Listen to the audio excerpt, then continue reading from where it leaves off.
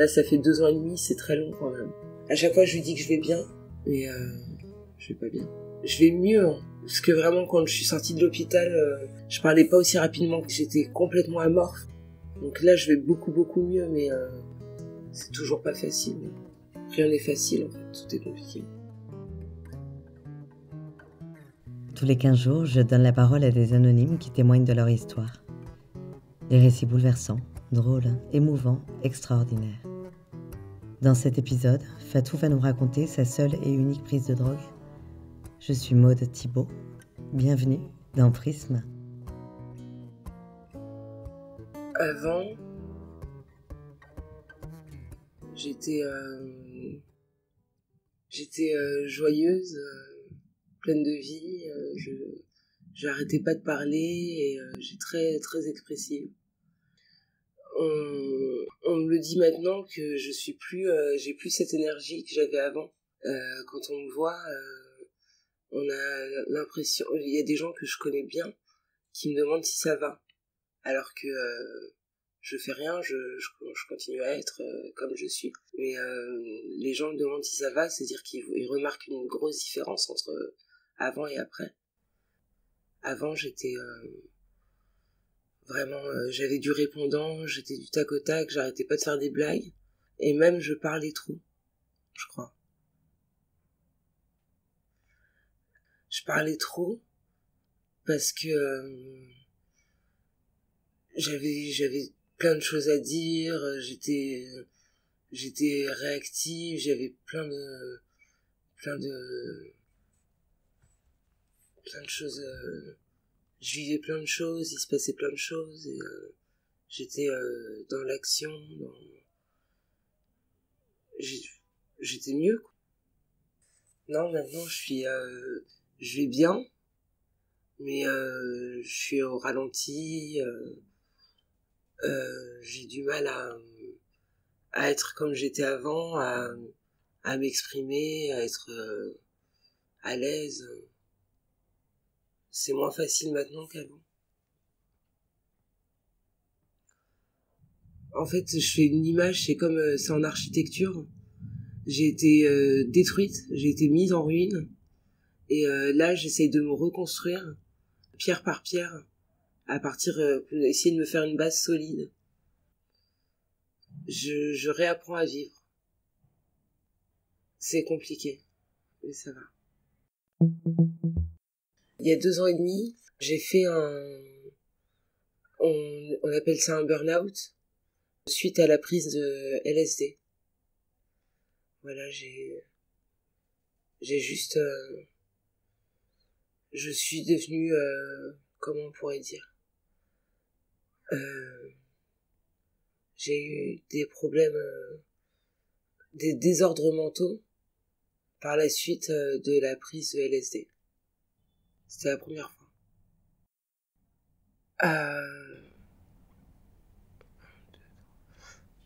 Donc du coup, je suis partie en vacances à Formentera pour voir des copines.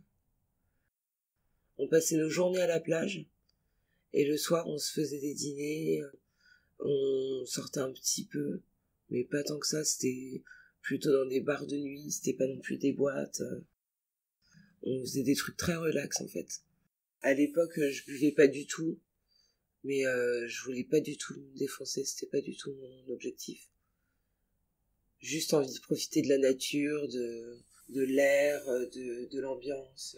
Mais les gens autour de moi s'amusaient, faisaient la fête, et j'avais envie de découvrir, de m'ouvrir encore plus en fait.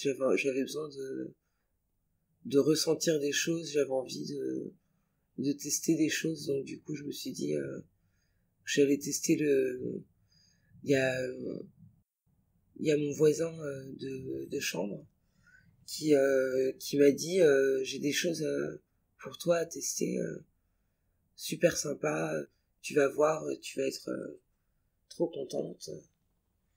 Je lui ai fait confiance parce que c'était un Catalan, donc un local, et les locaux ils ont du mal avec les touristes, ils aiment pas les excès, la fête, ils sont justement très proches de la nature, proches de leur patrimoine et des gens très respectueux, donc j'ai eu confiance. Parce que je me suis dit que c'était quelqu'un qui voulait me faire découvrir quelque chose de son pays, ou quelque chose qui correspondait à sa mentalité. Je devinais que c'était du LSD parce qu'on m'en avait parlé, mais j'étais pas sûre. Mais je pensais que c'était quelque chose pour m'ouvrir l'esprit. Et c'est vrai que ça m'a ouvert l'esprit, mais pas comme je le voulais. Pas de manière contrôlée, en fait. C'est le problème, c'est qu'il n'y a pas de contrôle. C'est psychédélique, en fait. Tu le prends et t'es dans un autre... En fait, c'est pas que t'es dans un autre monde, mais tu vois en deçà et en delà. T'as la notion de l'infiniment grand et l'infiniment petit. Et tu te poses des questions sur ta place sur la Terre. C'est super bizarre, en fait. C'est vraiment...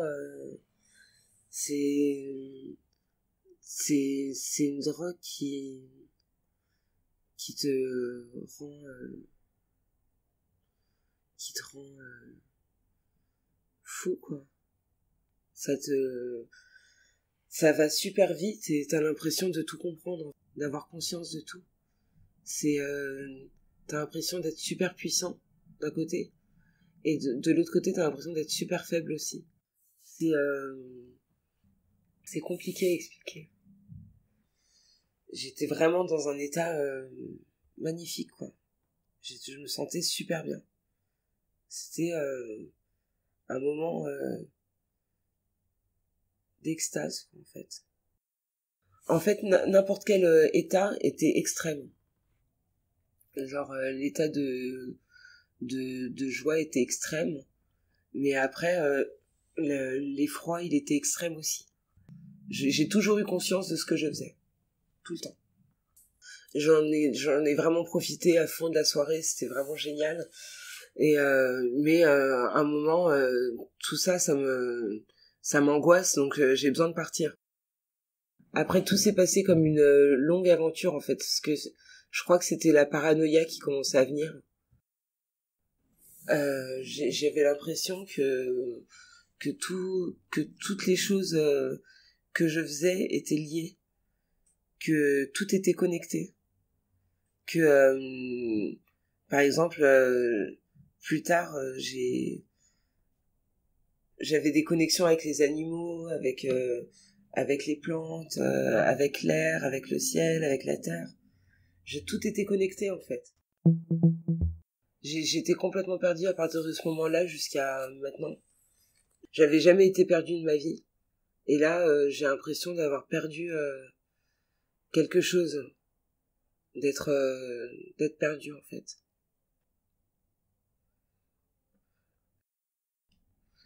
J'ai erré des heures, je pense.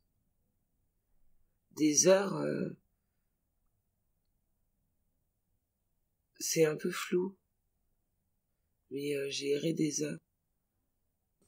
Même quand je suis arrivée chez moi, après je ressortais, je errais dans le village et je voyais les gens, je croyais qu'ils étaient morts. Dans mon délire. Et ça a duré très très longtemps. En fait, je suis restée dans un état second jusqu'à mon retour en France. Je suis rentrée à Paris et j'étais encore dans cette folie. J'ai continué à vivre ma vie normalement, mais j'étais dans plein délire. Je pensais que on était écoutés et qu'il y avait des espions qui venaient pour contrôler notre travail. Donc je faisais super attention, je chuchotais, j'emmenais les gens dans mon délire et les gens comprenaient pas. Et je faisais comme si tout allait bien, parce que ça allait très vite dans ma tête, mais ça allait pas du tout, en fait. Cet état de latence, de folie, ça a duré à peu près 1 mois. Un jour, je devais partir mixer pour un mariage. La mariée m'envoie des photos de son mariage, et c'était des photos vierges, avec rajouté dessus des images de synthèse. Et j'avais jamais vu ça et je pensais que c'était faux mariage, qu'on m'avait dit que c'était un mariage pour m'emmener quelque part en fait. Et là je prends le taxi pour aller rejoindre le mariage. Je donne l'adresse et le taxi ne connaît pas l'adresse. Donc je me suis dit que c'était un traquenard. Donc je suis sortie du taxi alors qu'on était en plein milieu de la banlieue. Je me suis cachée dans un buisson pendant quelques heures. Et j'avais mis mon téléphone en mode avion parce que j'avais peur d'être suivie. Donc du coup j'étais dans mon buisson là. Et après je suis partie, j'ai fait du stop toute la nuit. J'ai rencontré des gens. Après c'est là que ça devient dangereux en fait. Je sortais des voitures alors que les gens roulaient. Ou j'arrêtais les bus en me mettant devant. J'aurais pu mourir écrasée, tomber, et tout ça pour dire que j'ai eu une nuit très très floue. Je me rappelle de tout, mais je comprends plus. Mais tout ça avait un sens pour moi. À un moment, j'ai demandé aux gens de me déposer à l'Élysée, parce que je pensais détenir des informations que personne n'avait sur la réalité de la vie. Et je faisais des cercles en fait jusqu'à l'Élysée en fait, et je croyais que une fois qu'on atteindrait l'Élysée, ce serait la fin du monde. Mais j'ai disparu et on m'a retrouvée à 11h du matin à Levallois-Perret. Et après il y a le SAMU qui est venu, ou les pompiers, je me rappelle plus. Mais des gens bienveillants qui sont venus vers moi et qui m'ont rassurée. Mais j'étais encore dans ce trouble. Après, je me fais, je vais à l'hôpital et je continue à délirer en fait à l'hôpital. Il y a ma sœur qui est venue me chercher et du coup, je suis allée directement dans un hôpital, dans une maison de repos et je me suis retrouvée accrochée en fait. Il m'avait bâillonné les bras et les jambes pour pas que je bouge. Et je suis restée peut-être une semaine à l'hôpital comme ça. Et je suis restée 1 mois dans cette maison de repos. Directement, ils m'ont mis des sédatifs, je crois, des choses comme ça. Et je prends des médicaments depuis. Je prends des antidépresseurs et des anti-anxiolytiques le matin et le soir. Après, j'ai le gros antidépresseur que tout le monde connaît, que je prends seulement si j'ai de l'anxiété, un anti-anxiogène, mais je prends quasiment jamais.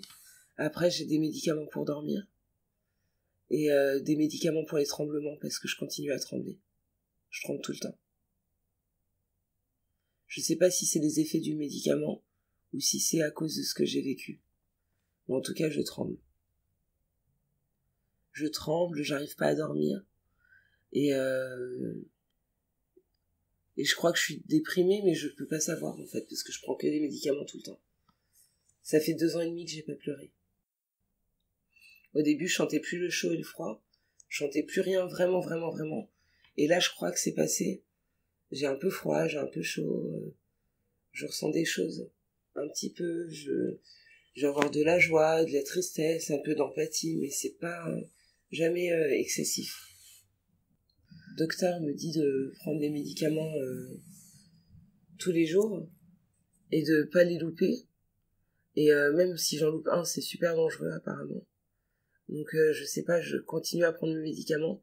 Il y a plein de gens qui m'ont conseillé d'arrêter les médicaments, mais c'est pas des docteurs, c'est pas des professionnels. Donc je préfère écouter mon psychiatre qui me dit de prendre les médicaments, mais il m'a dit que ça durerait des années. Là, ça fait 2 ans et demi, c'est très long quand même. À chaque fois, je lui dis que je vais bien. Mais je vais pas bien. Je vais mieux, hein. Je vais tellement mieux que... Parce que vraiment, quand je suis sortie de l'hôpital, même quand j'étais dans l'hôpital, j'avais vraiment pas beaucoup de réflexes.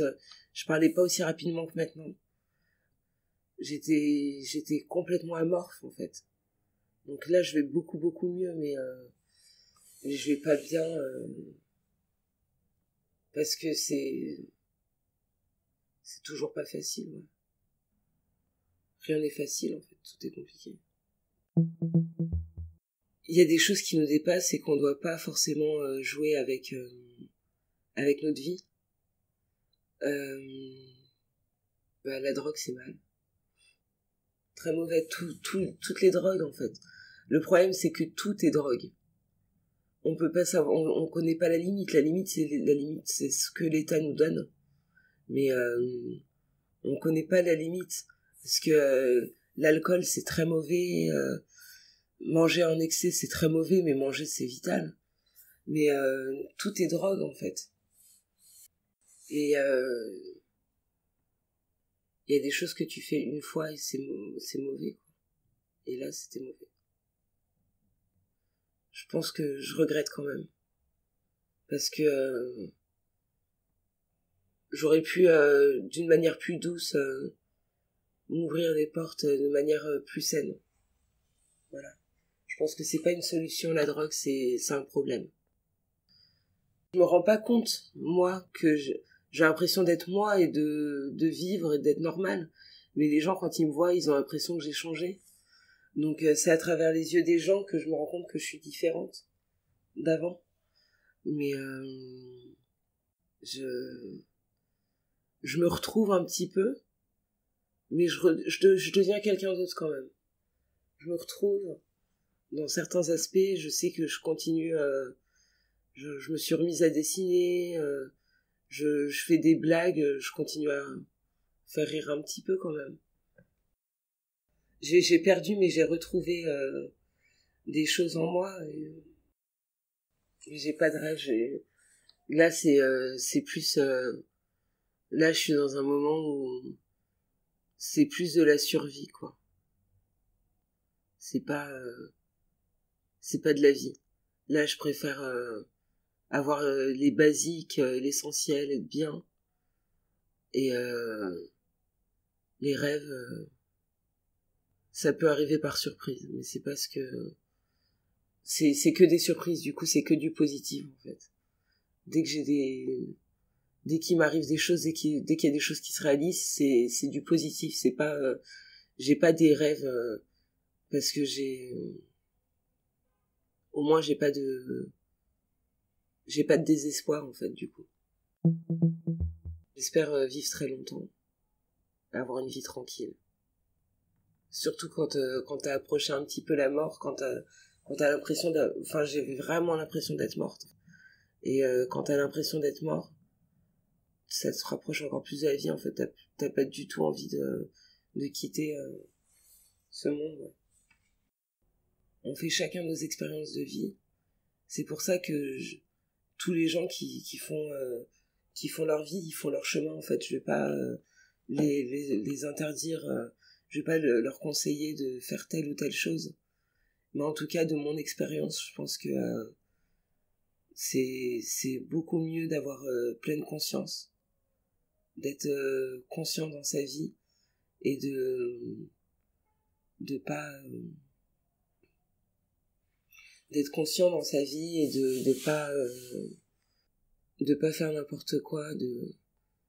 Je sais que c'est marrant qu'on a envie d'expérimenter, de découvrir des choses, mais il y a tellement de choses à découvrir déjà dans un état naturel que ça sert à rien de prendre des artifices, mais toutes sortes d'artifices. Hein.